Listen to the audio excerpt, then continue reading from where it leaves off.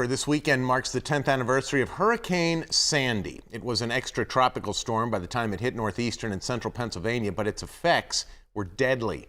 Newswatch 16's Ali Gallo takes a look back at what the days and weeks look like after the storm hit here in the Keystone State.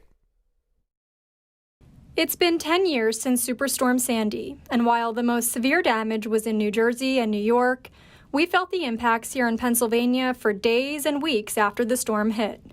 In Susquehanna County, an 8-year-old boy was killed while he was outside checking on his family's calves. He was running back inside when a gust of wind brought down a tree, causing his fatal injuries.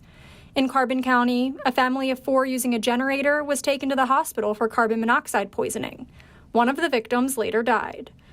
But it was also a time when once again the people of northeastern and central Pennsylvania came together to help their friends, their neighbors, and even strangers in other states, those victims harder hit in New York and New Jersey.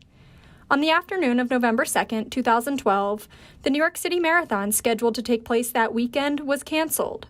It was the 3rd year for WNEP's Ryan's Run campaign, which turned into Ryan's Recovery within hours of the announcement. Together, the Ryan's Run Recovery team set up 4 drop-off locations across northeastern and central PA, filling 2 tractor trailers with supplies for victims on Staten Island.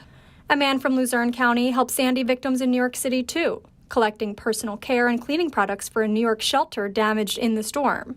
And students at the University of Scranton started a collection for the victims of Sandy, who were then hit by a nor'easter and a foot of snow a little more than a week later. Hurricane Sandy was the 18th named storm, 10th hurricane, and 2nd major hurricane of the 2012 Atlantic hurricane season. Sandy was a Category 3 storm at its peak intensity when it made landfall in Cuba. By the time Sandy was off the coast of the northeast U.S., it was a Category 1 equivalent extratropical cyclone, causing most of its damage from there.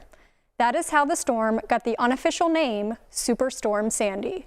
The 10-year anniversary of the storm is this weekend, and Newswatch 16 will take a look back at the events we covered and the stories we shared before, during, and after Superstorm Sandy. You can find that on WNEP Plus beginning next Monday, October 31st. Ali Gallo, Newswatch 16.